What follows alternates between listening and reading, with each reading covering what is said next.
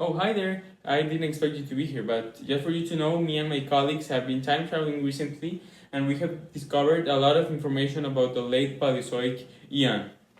More specifically, of the Devonian, the Carboniferous, and the Permian periods. And we'd like sharing all of that information from flora and fauna to conditions with you in the form of a presentation.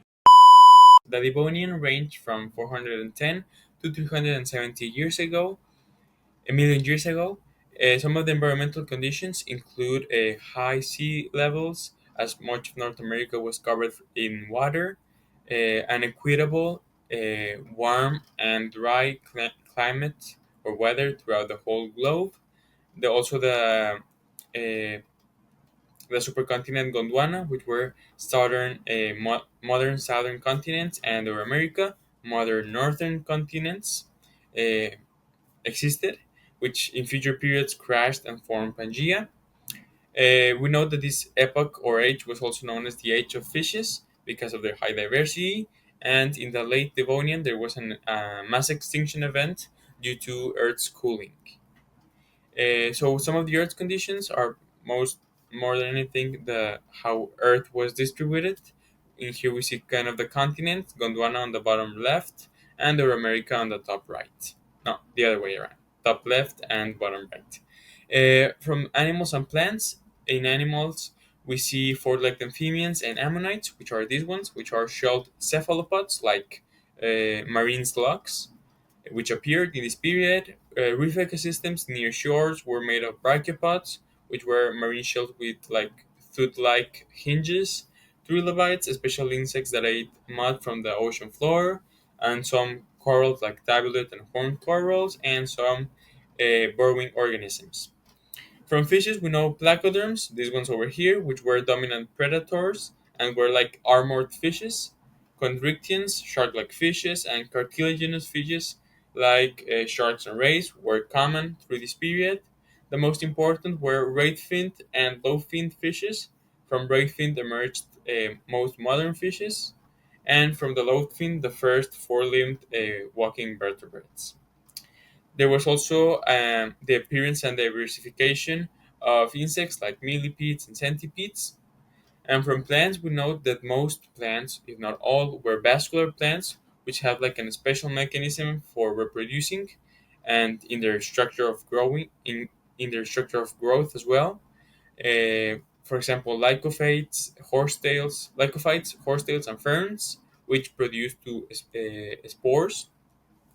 They formed the first forests, while progymnosperms, the ancestors of seed-bearing plants, um, were the first successful trees. Now, the amount of plants that were in this period increased oxygen levels but decreased CO2 levels, causing Earth's cooling, glaciarization, and the lowering of ocean levels, which caused the extinction we talked about earlier. During the Carboniferous era, that was between 370 and 290 years, Africa and North America collide and form the Appalachian Mountains. Also, during this era, the continents often flooded with warm waters. The weather was uniform and tropical and humid.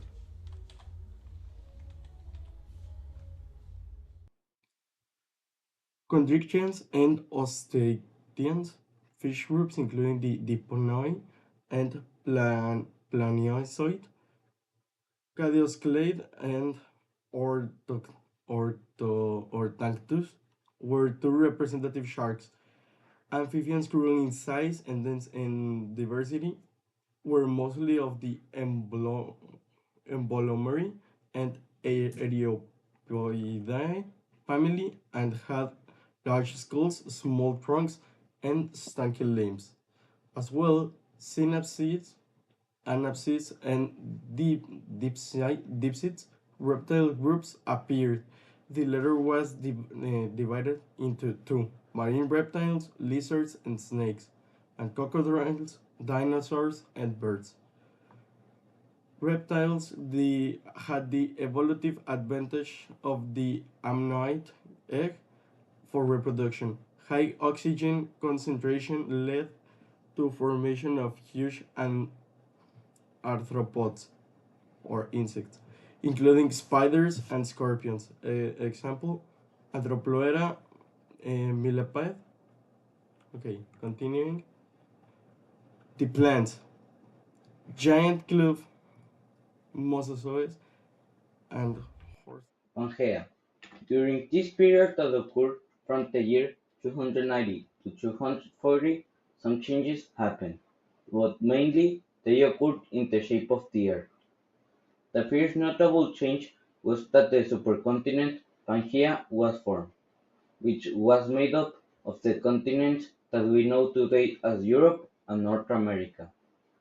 Another change that happened during this period was the origin of the dinosaurs, formed by amphibians and pelycosaurs. Finally, another change that occurred was that the period of the mammalian reptiles originated. Within the Permian, plants were also evolving with everything around them, and being one of the most widely adapting types of life at that time, that meant that various forests were present all throughout the Permian. But in the early Permian, well, it was when everything was starting to evolve and advance, and some of the species of plants that would begin to advance in that time were the ferns and the lycophytes. And some of the environments would be the marshes and swamps, which are very logically one of the earliest types of environments that would exist, given the state of the earth at that time. Now, in the Middle Permian, from Lycopotrids, Carboniferous flora came to be, and that was how the southern continent began to see extensive seed fern forest of the Glossoferous flora.